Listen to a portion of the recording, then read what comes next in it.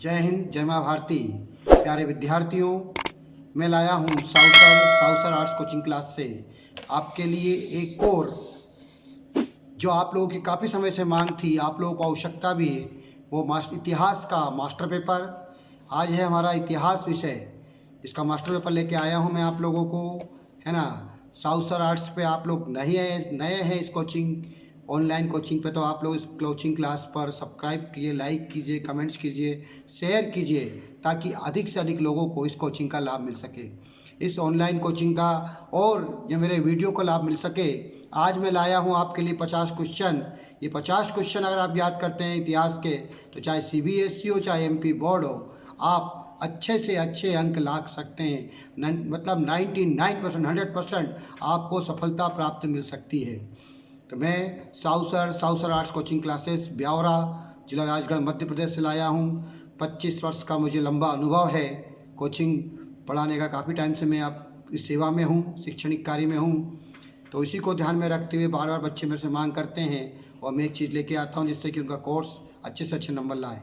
तो आज जो मैं लाया हूँ वो मेन विषय है इतिहास, जिसकी बच्चों की बहुत मांग थी कि सर इतिहास का मास्टर पेपर बनाइए आप, क्योंकि इतिहास के हमारे पेपर आने वाले हैं।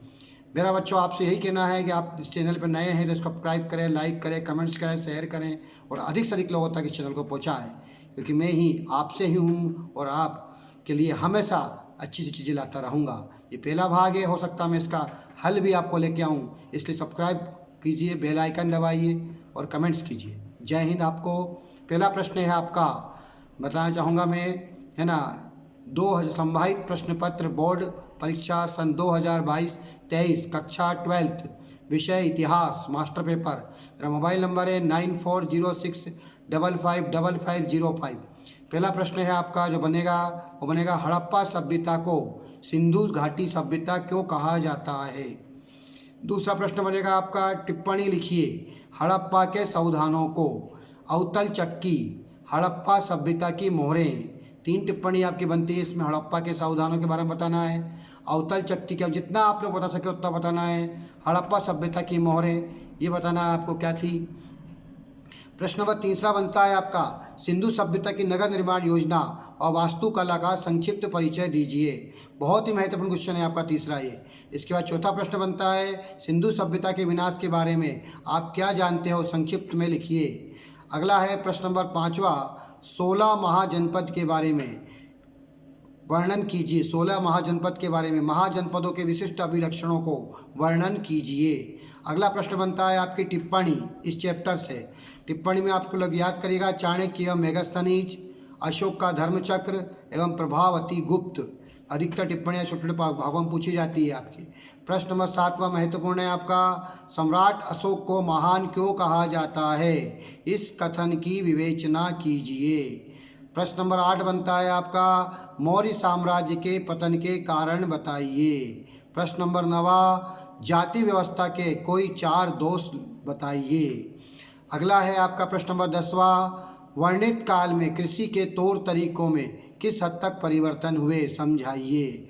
आप मेरे इस चैनल को लाइक करते हैं, सब्सक्राइब करते हैं, कमेंट्स करते हैं तो मुझे और उत्साह मिलता है। आपके उत्साह को देखकर ही मैं बार बार आपको की वीडियो लेकर आ रहा हूँ और लाइव भी आजकल पढ़ाने आ रहा हूँ। रोज़ रात की 8 बजे मैं अर्थशास्त्र पढ़ाने आता हूँ, इतिहास पढ़ाने आऊँगा। जल्द ही आपको इतिहास और राजनीति पढ़ाने के लिए आऊँगा। इसके लिए आप मुझे लाइक करें, कमेंट्स करें, शेयर करें और अधिक से अधिक लोगों तक यह वीडियो आप पहुँचाएँ।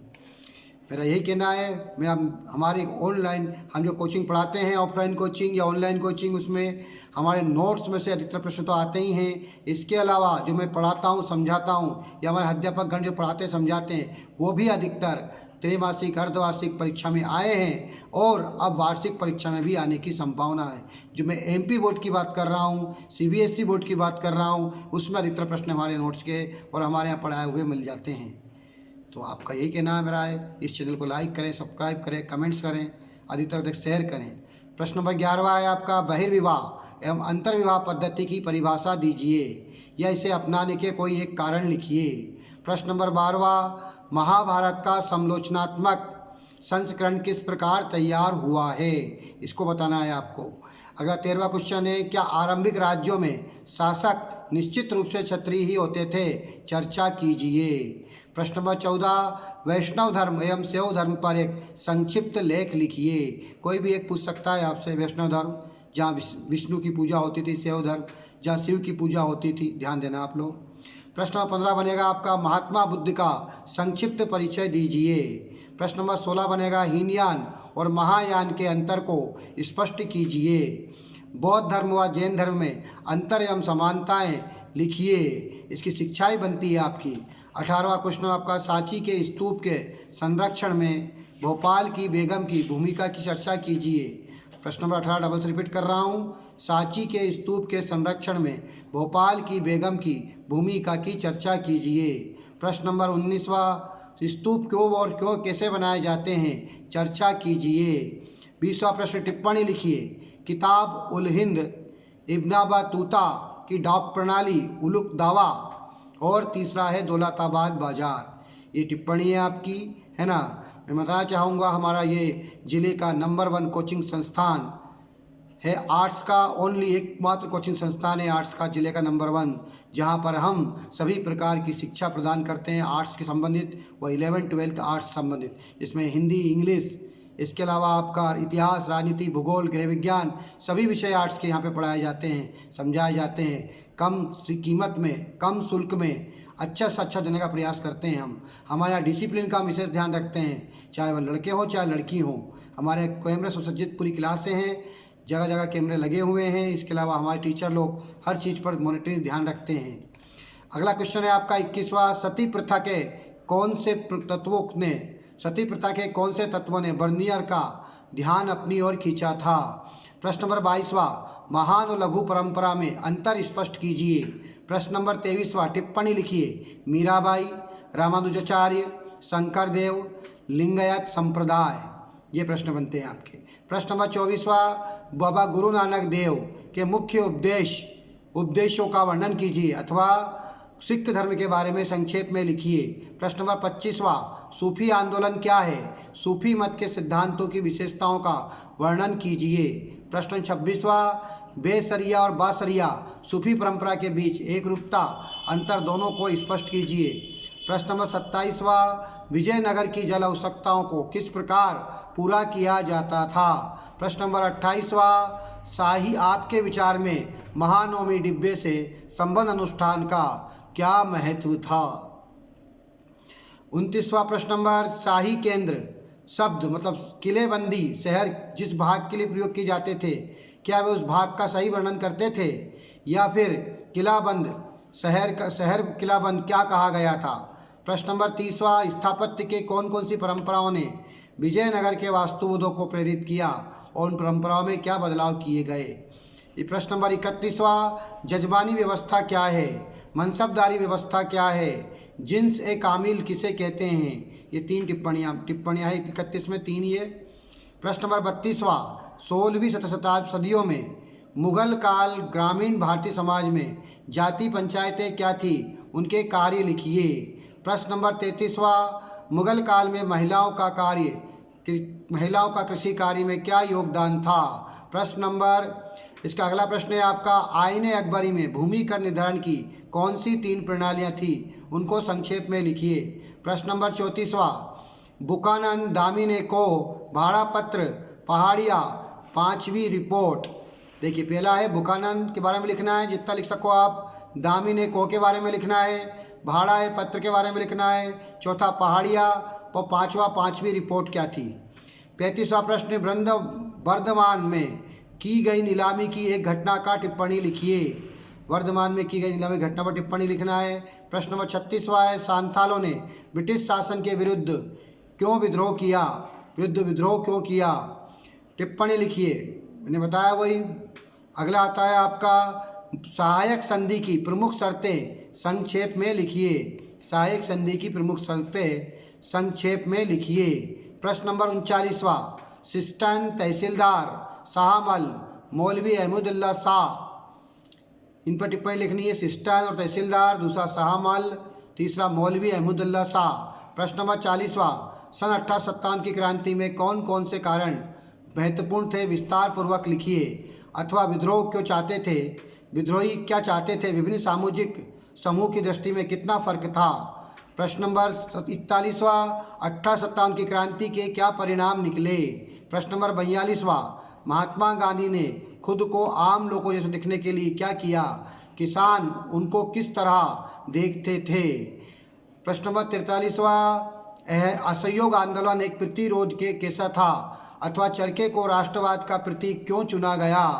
देखिए, आप लोग इस सब चैनल को सब्सक्राइब करते हैं, कमेंट्स करते हैं, लाइक करते हैं तो आपको मेरी वीडियो तुरंत प्राप्त होती रहेगी।